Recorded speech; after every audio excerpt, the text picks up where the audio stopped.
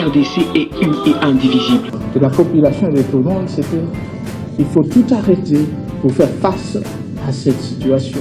Et que nous ferons de cette terre richement bénie un réel havre de paix, de prospérité et de progrès social.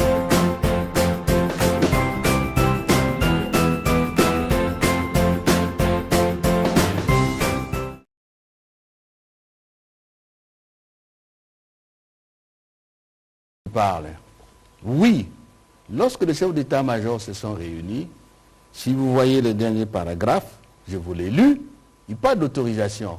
Mais la décision elle-même dit, vous intervenez, 6 jours J-2, les M23 n'obtempèrent pas.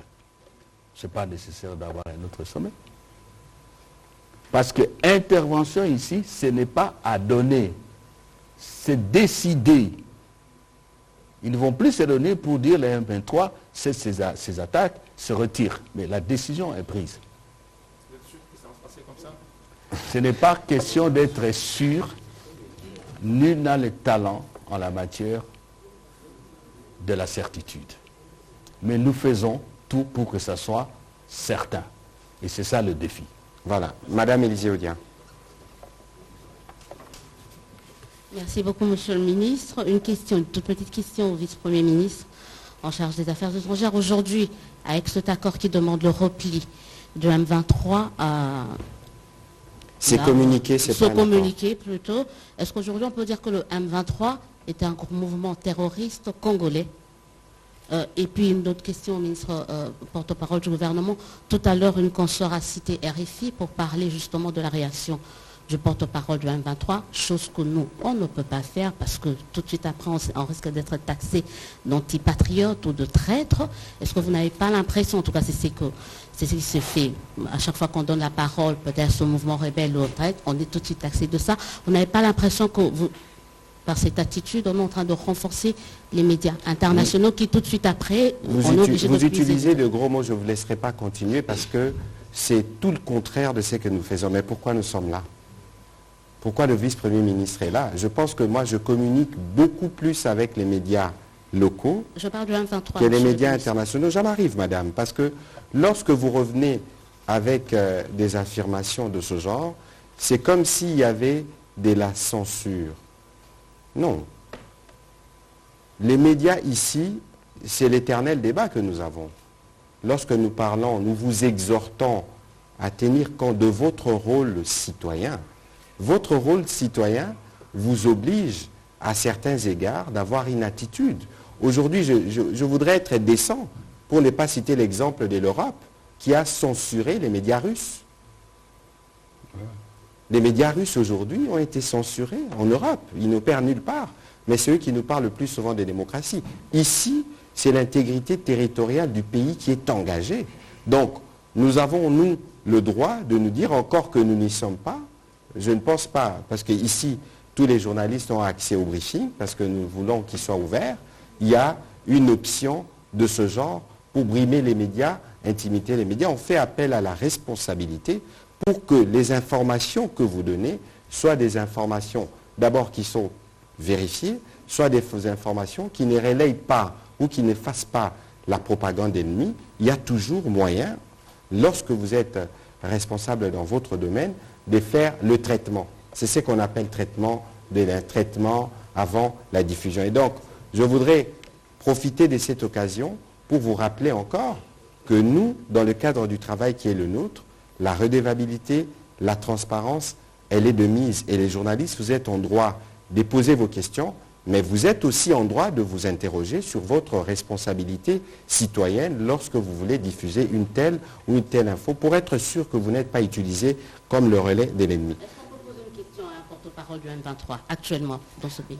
Je ne vous apprendrai pas à faire votre travail, Madame Élisée. Monsieur le vice-premier ministre. Oui, le M23, groupe terroriste congolais. Mais lorsqu'on dit le M23 est un groupe terroriste, le M23, c'est une réalité immatérielle. Qui font la substance matérielle physique du M23? Ce sont ceux qui sont membres. Et il y a des Congolais qui sont M23. Ils sont des terroristes. C'est clair comme de l'eau claire dans un verre clair. C'est blanc comme neige, madame. Voilà, prochaine question, Jean-Ri Koumandé, et puis on prendra les 3 dernières, parce qu'il faut finalement qu'on termine cet échange. Ce sera Maïs Chibangwa nouveau, Innocent Alenga, et on va terminer par Rachel. Oui, au moins qu'on ait 2 femmes.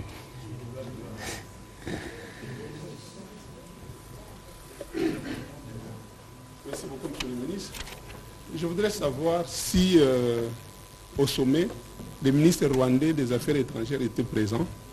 Et les documents, parce que j'ai vu les communiqués finaux, il n'y a pas de signatures. Bon, c'est les documents qu'on a reçus.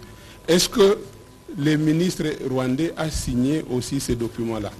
Vous avez reçu sûrement le mauvais communiqué dont on parlait tout à l'heure. Oui, peut-être c'est ça. Les communiqués authentiques est là, il y a la signature du ministre des Affaires étrangères du Rwanda. Voilà, merci. Bon, maintenant, la deux...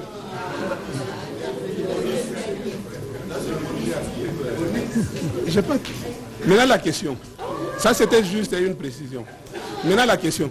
Est-ce qu'aujourd'hui, vous pensez que les Rwandais qui étaient représentés peut-être avec le ministre des Affaires étrangères... Pas peut-être, c'est la certitude. Oui, c'est la certitude. Bon, il était là. Est-ce que vous pensez que... Je peux parler maintenant? Oui. Est-ce que vous pensez que les Rwandais, après les communiqués des États-Unis, après les communiqués de la France, après les communiqués des Nations Unies, toute la litanie des communiqués, cette fois-ci, les Rwandais vont s'exécuter? Ça, c'est la première question. La deuxième question, quelque part, vous avez dit que on demande les retraits du soutien du Rwanda au M23. Mais dans les communiqués, nulle part, on a condamné, on demande au Rwanda de ne plus soutenir les M23, mais nulle part dans les communiqués, on a condamné les Rwandais. Je trouve qu'il y a une petite contradiction. Voilà mes 2 questions. Cette fois-ci, est-ce que le Rwanda va s'exécuter? Il n'y a que les autorités rwandaises qui peuvent répondre à cette question. Moi, je n'ai pas la langue de bois. Chacun fait son devoir. C'est ce que nous faisons. Et à Ibiruta, mon collègue Vincent Biruta, ministre des Affaires étrangères de Rwanda, il est un plénipotentiaire. Techniquement, sur le plan du droit international, il a valablement représenté son pays et engagé son pays. Nous étions à Nairobi, le président Kagame n'a pas signé le communiqué du premier conclave. C'est le ministre des Affaires étrangères qui est venu, mais n'a pas été moins lié par ce communiqué. Je vous ai dit au départ que nous travaillons sous l'autorité du président sans naïveté ni faiblesse. Chacun se comporte selon ses intérêts, l'intérêt de son pays. Mais ici, nous sommes dans une dynamique régionale et sous-régionale qui est en mouvement. Si les autorités rwandaises ne veulent pas s'inscrire dans cette dynamique régionale, libre à elles de le faire. Mais nous prendrons acte, l'Union africaine, nous le supposons, l'EAC, la communauté des nations prendront acte qu'ils ne veulent pas de la paix. Et je le dis à la télévision. Et ne vous en faites pas, encore une fois, nous ne partons pas avec une hypothèse de triomphalisme ou je dirais d'une satisfaction quelconque. Non, nous devons rester, s'il vous plaît, vigilants. Le président de la République, dans son dernier message à la nation, il a terminé par l'appel à la vigilance. C'est très clair. Alors, condamnation du Rwanda, je vous ai dit ici que je comprends, c'est une satisfaction morale. C'est peut-être un peu de la psychothérapie, mais ça n'arrange rien, c'est pas ça. On peut condamner midi, matin ou soir et se retrouver devant des situations compliquées. Rappelez-vous, ici, sur ce plateau-là RTNC, pourquoi je vous ai dit ça? Tout le monde dit qu'il faut négocier avec le Rwanda. Pourquoi? Pourquoi pas avec la Congo, en face de Congo-Brazzaville? Pourquoi pas avec la Centrafrique? Pourquoi pas avec la Zambie? Aujourd'hui, il est clair et net que le Rwanda est impliqué. Et pour une certaine satisfaction morale et je ne sais pas quoi, là, les autorités rwandaises disent oui, nous allons essayer de persuader les R23 de se retirer. Est-ce qu'il y a un vœu plus que ça? Donc moi, je pense qu'il faut aller dans la profondeur. Ce beau matin, on peut crier partout. Tous les pays du monde peuvent condamner. Ça va changer quoi? Il faut aller en profondeur. La profondeur, c'est ce programme d'action de terrain qui a été signé hier, pas par les ministres des Affaires étrangères dans un procès verbal, mais par un communiqué signé par des chefs d'État et ministres des Affaires étrangères représentant valablement, conformément à leur constitution, son chef d'État. C'est dans ça qu'il faut aller. Donc, le défi pour nous tous, c'est d'obtenir que ce qui a été décidé soit appliqué. Voilà, on va prendre les dernières questions en série. J'avais parlé de Maïs Chibangou, Madame Kitita. Innocent, aujourd'hui, vous pouvez ne pas poser de questions. Patient Ligodi, une question? Ou Jérôme Sekana? Voilà. Innocent, vous poserez la dernière question. Merci. Bonjour, monsieur le ministre. Messieurs, ça fait longtemps. Merci. Oui, ça fait longtemps. Merci beaucoup. J'espère que j'aurai une interview dans pas longtemps.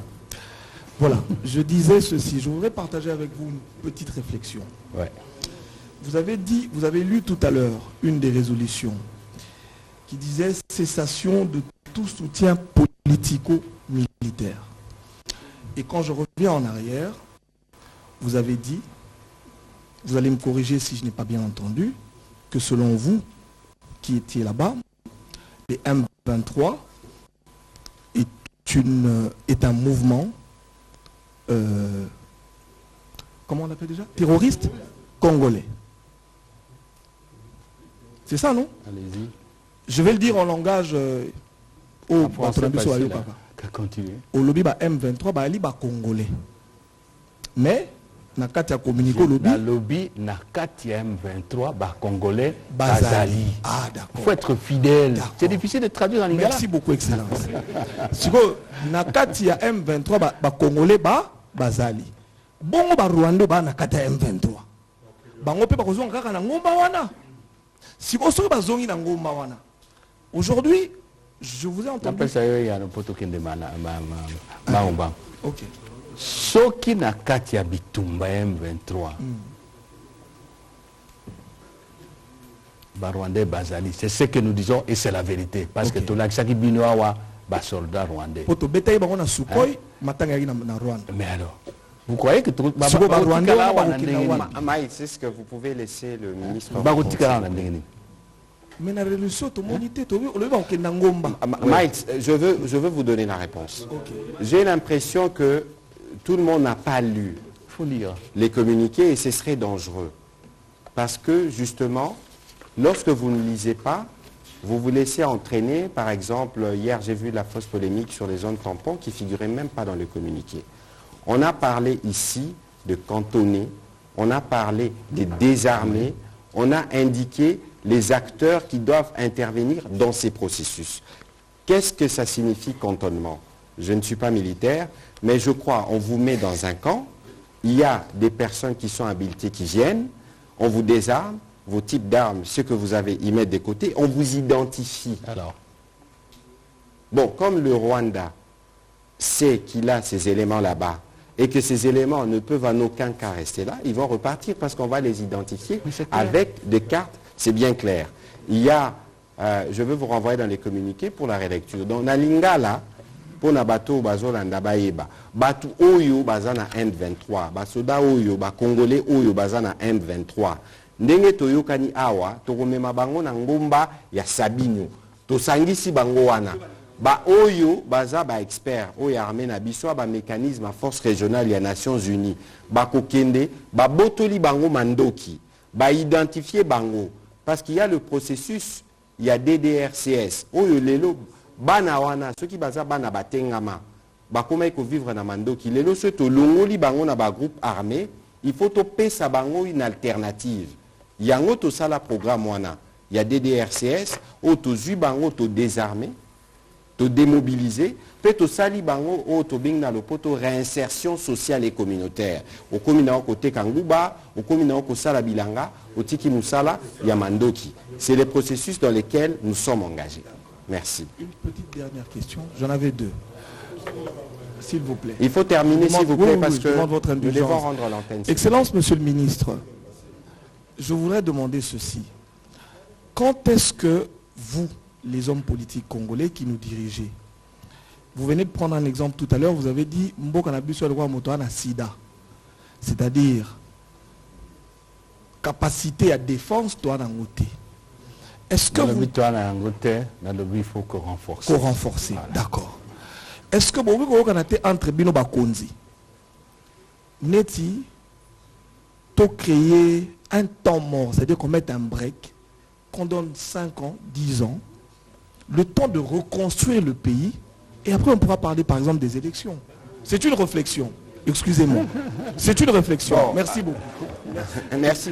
Je crois que, Mike, ici, il faut que... Non, on pourra interagir dans le couloir. Vous avez suivi que la CENI va publier les calendriers électoraux samedi. Ici, nous voulons être un État respectueux et différent. Le président de la République est un démocrate qui est convaincu. Nous avons fait le choix de la démocratie, nous devons nous comporter en conséquence. Et aujourd'hui, vous poserez peut-être la question au président de la CENI, à l'occasion de la présentation du calendrier électoral, il vous dira qu'il n'a reçu aucun dollar d'aucun partenaire. Sur un financement d'à peu près 600 millions de dollars à ce jour, on est autour de 400 ou 450, et d'ici la fin de l'année, cela sera soldé. Parce que nous croyons que nous allons organiser les élections, non pas parce que les autres vont nous obliger, non. Parce que nous sommes convaincus que les élections, c'est la voie à partir de laquelle on renouvelle les dirigeants. Ceci dit, sûrement qu'il vous parlera de contraintes. Parce qu'aujourd'hui, je vous ai dit qu'il y a 387 000 Congolais qui sont en errance. Vous avez suivi que les M23 ont saccagé, ont pillé les bureaux de la CENI dans le Rutshuru. Ça veut dire qu'à un moment donné, parce qu'on va commencer l'enrôlement d'ici la fin de l'année, on doit être en mesure de faire le point du matériel électoral dans ces régions. Parce que pour boucler la liste des électeurs, il faut être sûr que les Congolais de partout ont été enrôlés. Je ne suis pas spécialiste sur le sujet, mais ici, nous, en tant qu'État, nous faisons ce qui est de notre devoir pour ce qui concerne l'organisation des élections. Et s'il y a des contraintes en ce moment-là, on en reparlera. Aujourd'hui, le président de la République a lancé l'appel à la mobilisation générale. On en a parlé ici parce que parfois j'ai l'impression que les gens veulent conditionner une mobilisation pour défendre la patrie. Ça n'existe pas. On peut discuter plus tard, on peut estimer que ce serait opportun que les présidents discutent avec M. Serge Seka ou M. Maïs Tshibangou, mais cela n'est pas obligatoire dès lors que l'intégrité du territoire est menacée. C'est cela le patriotisme. C'est aussi cela la vigilance qui doit être de nôtre. Et c'est plutôt, je suis plutôt content de voir qu'il y a une mobilisation soutenue depuis l'appel du président de la République. On n'a pas eu le temps d'en parler, mais il y a plus de 5000 jeunes aujourd'hui qui sont enrôlés, qui se sont enrôlés dans l'armée. Il y en a qui viennent de Bunia, des jeunes dames qui sont engagées pour la patrie. Ça signifie qu'aujourd'hui, nous tous, nous avons la même compréhension du sujet. Et s'il y a des actions qui doivent être faites dans l'avenir, nous communiquerons. Par exemple, on va faire un téléthon spécial le 5 décembre prochain avec le ministre de la Solidarité. On aura l'occasion de l'amener ici pour vous présenter la situation humanitaire de manière générale. Il faut des lots pour nos compatriotes, il faut des abris. Nous ferons ce que nous pouvons faire. Nous ferons aussi appel à des personnes de bonne volonté qui pourront le faire, évidemment, une forme de mobilisation internationale. Et donc, cela doit être bien clair et compris de tout le monde. Donc, Madame, oui, allez-y. Permettez un peu là, hein, parce qu'en fait, vous voulez dire que vous lancez un appel aux politiciens congolais de taire leurs divergences pour se rassembler autour de la cause nationale. C'est ce que vous voulez dire. Oui, je suis d'accord avec vous. C'est comme ça partout au monde. Comme a dit le ministre de la Communication, je crois qu'aujourd'hui nous sommes tous mobilisés. Je ne sens pas des affrontements idéologiques ou politiques tels que on peut penser que la nation est fissurée. moi, peut-être je me trompe, mais je crois que c'est les sentiments aussi du président. Je voudrais ajouter aussi que le président appartient à une famille politique, à un parti qui s'appelle Union pour la démocratie et le progrès social. Et dès l'accession à la magistrature suprême, il a déclaré, ce qu'on a dans les médias, que sous son règne, il n'y aura pas de prisonniers politiques, c'est-à-dire il n'y aura pas d'hommes politiques qui sont arrêtés et jetés en prison. S'il vous plaît, je ne connais pas un homme politique, comme je le suis, comme les autres le sont, qui font des conférences de presse. Attention, il ne faut pas glisser, c'est autre chose. Hein. Ce que vous voulez dire là, c'est autre chose. Ce n'est pas parce que je suis politique que je peux dire n'importe quoi, il y a les lois de la République. On ne peut pas être dans une république où je suis député, je suis ministre, je peux faire tout ce que je veux, on ne peut même pas m'interpeller en justice. Non. Et donc, ce cap-là de la démocratie, il faut le maintenir. Qu'est-ce que je veux dire par là? N'empêchez pas les hommes politiques de prendre position sur la gouvernance du pays comme si nous sommes dans une sorte de prison à ciel ouvert ou dans une salle de classe où le maître a dit ne parlez pas. Et c'est ce que le président fait, il laisse les gens s'exprimer. Ce que nous devons faire, c'est d'éviter d'en faire trop et de fragiliser cette mobilisation patriotique autour des institutions, autour du président et de nos forces armées. Mais je ne pense pas que le président, dans sa tête, et ce n'est pas vraiment pour peu que je le connaisse, il se dit, bon, parce que nous sommes en guerre, un journaliste ne peut pas parler, un homme politique ne peut pas exprimer son point de vue. Vous comprenez? Et enfin, je souhaite et j'espère que cet appel-là, qui vient consolider l'appel du chef de l'État à la mobilisation, à l'unité nationale, que vous lancez du haut de la tribune de notre radio nationale, sera entendu par tout le monde et que nous allons, tout en gardant nos divergences qui fécondent notre démocratie, dont nous avons besoin pour guider le Parlement, les chefs de l'État, nous qui sommes au gouvernement, c'est la contradiction qui nourrit la démocratie et qui aiguillonne la voie à suivre par le gouvernant. J'espère que chacun saura toujours garder la limite de ce qui est permis et de ce qui nous permet d'avancer. Voilà. Alors, on prend les dernières questions en série. Innocent Olenga, John Gomba. C'est la première fois, allez-y, comme ça on va terminer les questions. Ouais. Madame Rachel, allez-y, on va enregistrer et puis nous vous répondrons au fur et à mesure. Parce que nous devons terminer dans 5 minutes. Merci beaucoup, Monsieur le Ministre.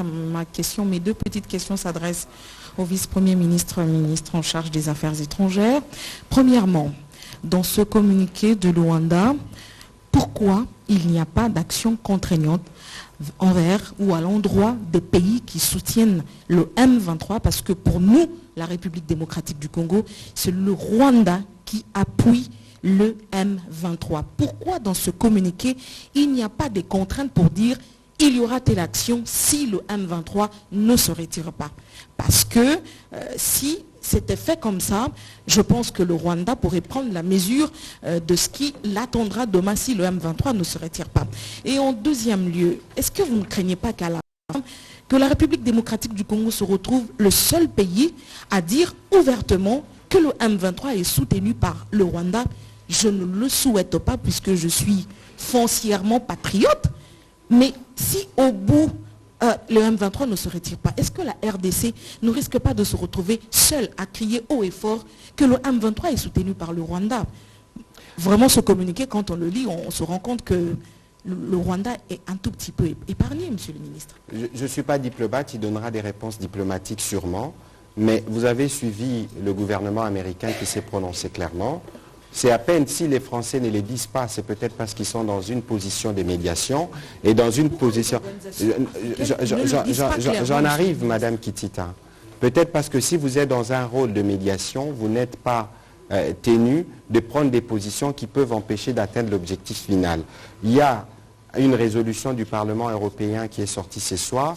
Si vous les lisez, il est clairement mentionné le Rwanda. Ce que vous n'observez peut-être pas encore, c'est que le Rwanda est en train de s'isoler diplomatiquement. Vous avez suivi cette semaine, il y a eu un communiqué des envoyés spéciaux des États-Unis, de la France, de la Grande-Bretagne, de la Belgique. À peine on ne cite pas le Rwanda, mais chaque fois qu'on parle du M23, on sait qu'on parle du Rwanda.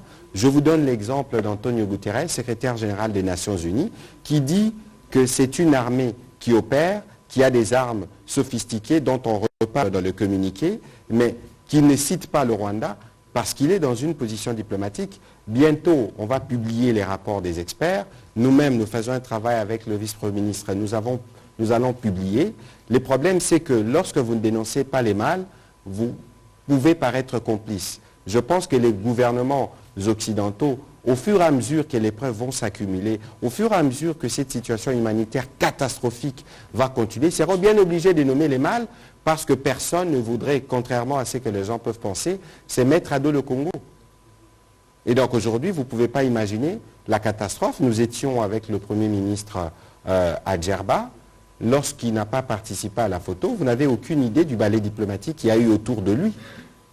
Parce qu'aujourd'hui, si la République démocratique du Congo décide de quitter la francophonie, c'est un cataclysme. Et donc, vous voyez qu'il faut peut-être, et c'est cela le travail du VPM de Tundula, la diplomatie a ses règles qui prennent du temps, mais nous pensons que sous la direction du président, nous sommes sur la bonne voie et il ne faut pas oublier que la crise que nous voulons résoudre est une crise qui dure depuis 28 ans, depuis après les génocides rwandais. Et donc, les racines sont profondes, il faut arriver à trouver des solutions profondes qui nous permettent, une fois pour toutes, de mettre fin à cette situation. Monsieur le vice-premier ministre, désolé, oui, je vous laisse répondre diplomatiquement. La condamnation, techniquement, le ministre Sommer n'a pas de compétences pareilles. Je crois que là, c'était discutable. Il revient à chaque État, dans l'exercice de sa souveraineté, de se positionner par rapport au comportement de tel ou tel autre État. C'est ça le respect de la souveraineté de chaque pays. Évidemment, il y a des organisations qui ont des systèmes et des barèmes de sanctions, mais ce qui s'est passé hier à Luanda ne procède pas de ce type de prérogatives. Vous avez dit si le RDC va se retrouver seul, je crois que le ministre de la Communication vous a donné une réponse en quelques lignes. Non. C'est une hypothèse de réflexion que je n'exclus pas a priori, mais je n'ai aucun élément aujourd'hui qui puisse me convaincre ou me faire penser à un isolement diplomatique. Félix Antoine Tshisekedi a rompu l'isolement diplomatique dans lequel nous nous sommes retrouvés avant son arrivée au pouvoir. Aujourd'hui, les paramètres d'isolement diplomatique ont sauté et nous ne sommes pas dans ce panneau-là. Bien au contraire. J'ai le sentiment, je ne peux peut-être pas dire parce que je suis dans l'action, que quelque part l'isolement diplomatique côtoie voisin, mais pas dans notre parcelle. Parcelle Nabiso Bataba, isolement diplomatique égalité. Nous avons avancé. C'est pas facile d'obtenir des déclarations que nous entendons aujourd'hui de la part de certains pays membres du Conseil de sécurité, pour ne pas citer les États-Unis, de la part de certaines organisations. Il vous a parlé de la résolution du Parlement européen. La résolution est là, mais il est très long. Moi, j'ai travaillé là-bas pendant 20 ans. Je sais que quand vous avez une telle résolution, ça vient de loin et ce n'est pas facile. Donc, maintenons le cap. N'ayez aucun sentiment de peur, de désespoir. La révolte contre, si vous voulez, le comportement de certains Elle est fondée, je vais vous faire une révélation. Hier, le président de la République, intervenant dans le débat, il a dit quelque chose que j'ai retenu. L'Afrique n'a pas besoin d'Hitler, de Mussolini, des empereurs conquérants. L'Afrique a besoin de ceux qui font le progrès de ses peuples, de ceux qui font son unité pour qu'elle soit toujours puissante et prospère. Nous avons beaucoup de choses à faire. C'est ce que le président disait hier. J'ai noté parce que c'était fort. C'était fort. Et je crois que c'est ça l'Afrique. Nous n'avons pas besoin de perturbateurs. Nous avons besoin de ceux qui créent, si vous voulez, la puissance, la prospérité de l'Afrique. De ceux qui travaillent, les leaders qui travaillent pour que quand on rencontre un Africain désormais dans le monde, on le respecte, quelle que soit sa nationalité. Tout cela, là j'ai ajouté, le président a dit, ça ce sont des comportements dépassés, d'autres époques, d'autres siècles. Voilà. Et, monsieur le vice-premier ministre, un petit rappel. Voisin, je pense que c'est en français, c'est pas en lingala. Innocent en linga.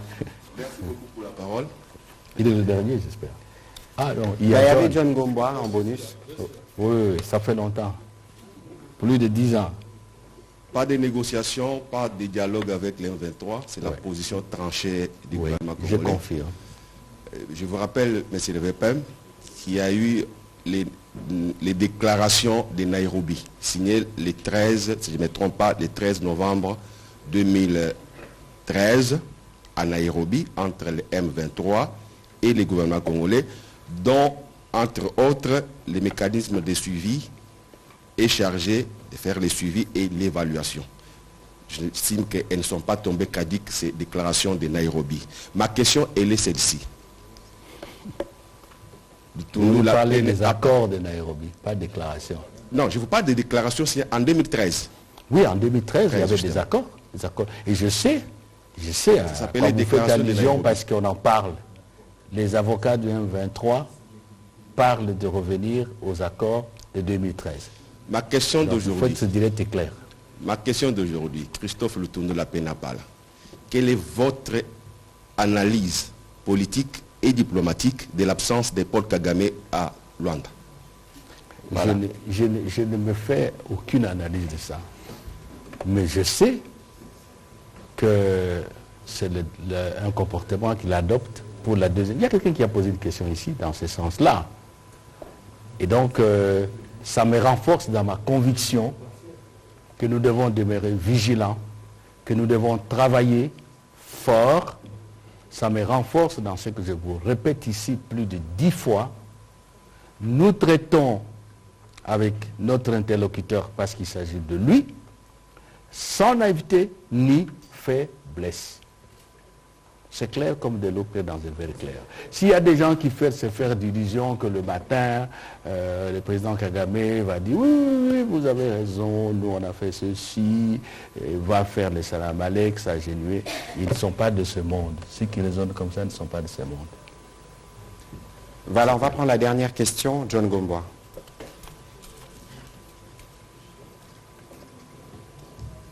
Merci, monsieur le ministre. Je suis aussi très heureux de vous retrouver, monsieur le vice-premier ministre. Alors, ma question découle de votre propos. Vous avez, sans langage de bois, touché du bois, en affirmant que le vrai problème que nous avons, c'est le problème de la défense nationale. Alors, à quel moment est-ce que vous, en tant que gouvernement, vous en êtes rendu compte? Vous allez? À quel moment, vous, en tant que gouvernement, vous vous êtes rendu compte que le vrai problème que nous avons, c'est les problèmes de la défense nationale? À quel moment? Et qu'est-ce que vous avez fait depuis? C'est simple comme bonjour, John. Comment vous pouvez me dire, vous qui êtes membre, vous êtes un bon journaliste. Le discours du président, son discours d'investiture, il faut le lire. Le discours, je vais plus loin, du professeur Ilunga Ilunkamba, Premier ministre, le président Tshisekedi, à l'Assemblée nationale pour l'investiture. Il en a parlé. Et notre gouvernement. On en parle tout le temps. Les chefs de l'État, quand il fait la communication, le message à la nation, à la fin de l'année. Oui, mais Et je vous ai dit ici. si vous m'auriez laissé parler, Attendez vous un auriez peu là. pu Mais non, entendre... parce que vous avez terminé. Terminez alors. Terminez parce qu'il n'y a pas de... Oui. Terminé. Je pose mes questions, comme ça vous avez le temps de répondre. Allez-y. Oui. Donc, quand est-ce que la défense nationale sera remise sur pied de manière à ne plus nous obliger à négocier de cette manière? Deuxièmement, avec le Kenyan, les Tanzaniens, le Burundais, ça fait autant de forces, d'autres forces sur les terres congolaises.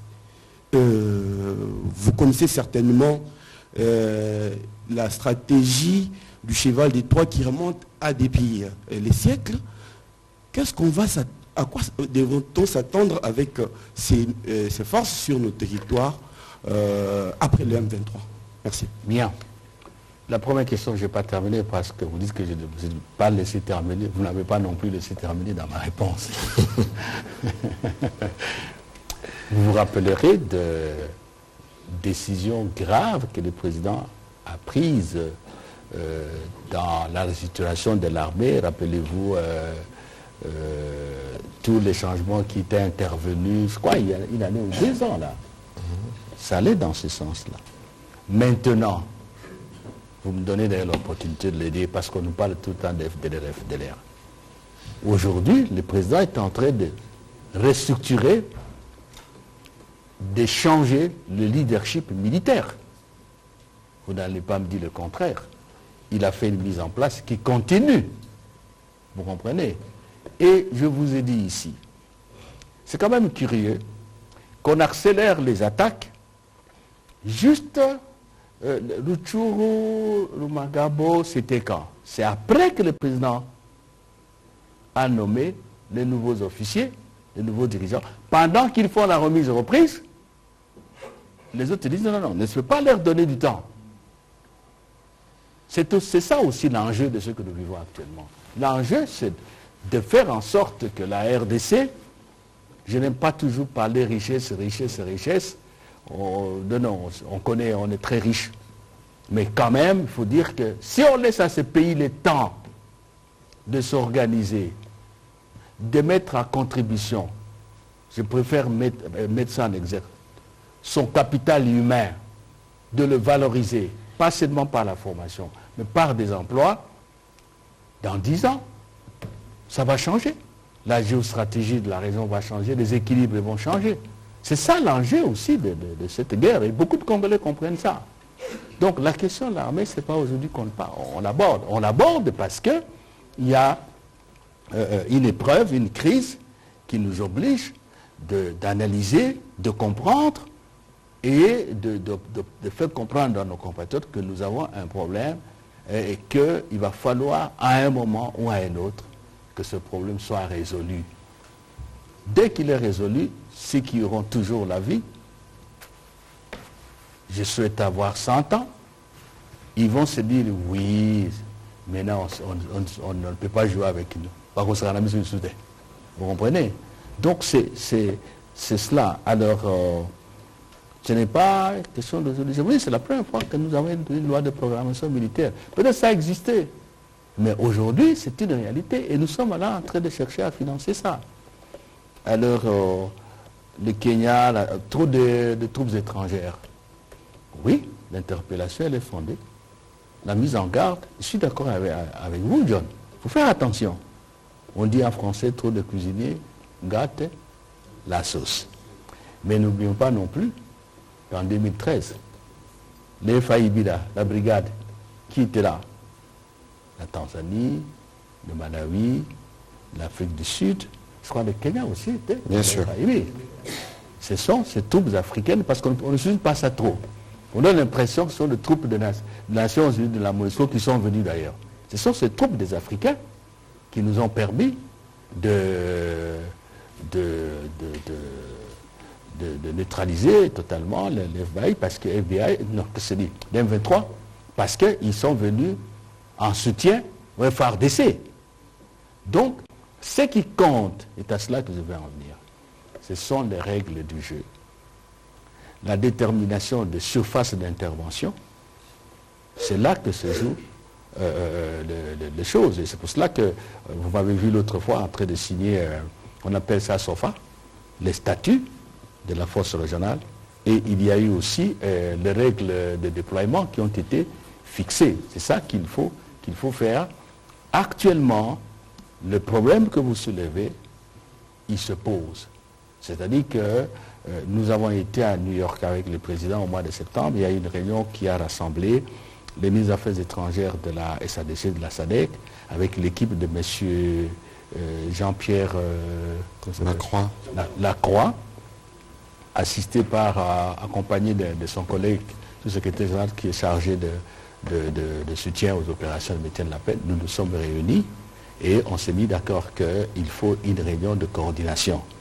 Même au niveau de la SADC, j'ai participé par vidéoconférence à une session de l'organe de paix et de sécurité de la SADC. Nous avons soulevé la question et nous sommes entrés, en tout cas à mon niveau, j'ai relayé le message pour que cette réunion se tienne rapidement, parce qu'il faut éviter aussi la situation de Kisangani. Nous en avons un mauvais souvenir. Donc vous avez raison, mais je vous rappelle aussi que si les règles sont bien fixées, on peut arriver à des résultats comme c'était le cas la fois passée. Okay? Je crois que je veux me permettre un petit commentaire avant la conclusion de ces briefings. Bon, je crois que j'ai vérifié, le Kenya n'était pas dans la FIB en 2013 et il est plutôt arrivé en 2021. Mais ici, John Gomboa, pourquoi vous pensez que nous avons dit non au brassage et au mixage? Parce qu'aujourd'hui, regardons-nous dans les yeux, parce que le président de la République est arrivé en 2019. Il a hérité d'une situation où il ne faudrait pas qu'on rappelle le passé parce que nous assumons au présent. Mais dans quel état? On a fait des sept armées, mixage, brassage, des gens qui sont venus de toutes parts, n'ayant pas la même philosophie. Mais pourquoi on parle des infiltrés aujourd'hui? Vous êtes une armée en guerre, mais on arrête des officiers qui sont à des points précis de commandement.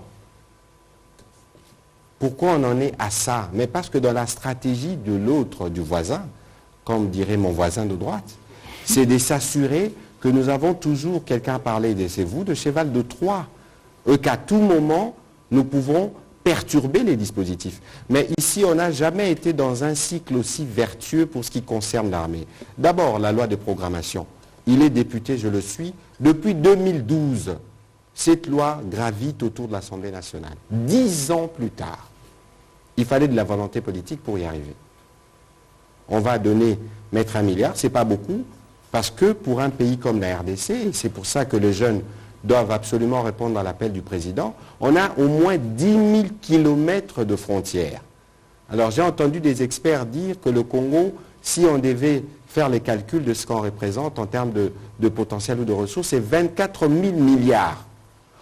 Comment vous avez un pays si grand, autant de ressources, et vous n'avez pas une armée massive et puissante?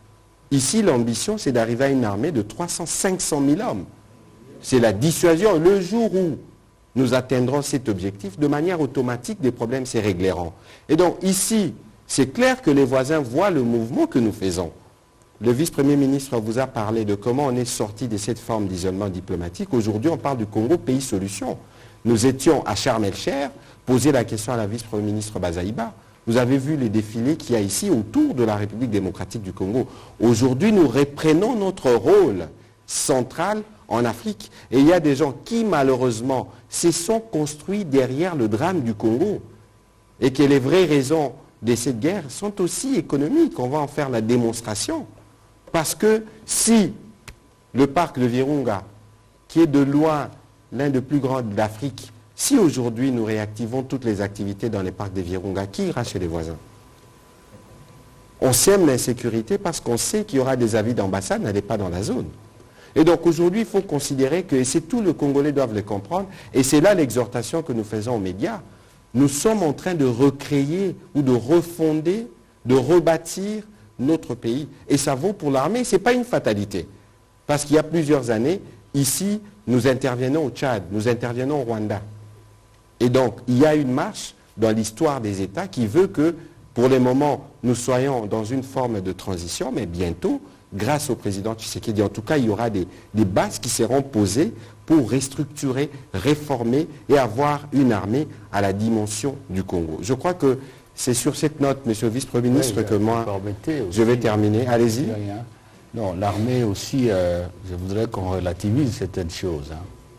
Ce sont des jeunes qui ont été entraînés rapidement, mais qui affrontent, c'est vous-même qui dites ça, qui affrontent pratiquement 3 armées, dont 2 armées classiques et une armée de terroristes, comprennent qui pourra. C'est pas facile. De toute façon, nous on a lancé Défendons la patrie, nous avons lancé Bendele Koyate. Il faut que tous les Congolais se mobilisent et qu'ils soient vigilants. Monsieur le vice-premier ministre, il y a quelques jours, quelqu'un me dit, au Congo, vous préparez, entre guillemets, un génocide parce que tous les jeunes qui vont dans l'armée ont pour objectif de taire les ambitions du Rwanda. Ah, donc voilà, tout de suite, on vous accuse. Non. Personne ne peut nous empêcher de nous organiser pour assurer la défense de nos territoires. Du reste, nous, on n'a provoqué personne. Voilà. Pas la confusion. Le peuple congolais, je le dis, on termine l'édition. Le peuple congolais n'est pas contre le peuple rwandais. C'est un peuple frère. Ce que nous demandons, c'est que ceux qui dirigent ce pays frère dégagent toutes les entraves à la fraternité et au développement de nos 2 peuples. Personne ne nous séparera parce que ce que Dieu a voulu là, vous n'allez pas déplacer de lac Kivu, vous n'allez pas déplacer Gizeli, Goma. C'est pour ça que le président Tshisekedi dit on n'a plus besoin de chefs d'État conquérants. Merci. Merci beaucoup, Monsieur le Vice-Premier ministre.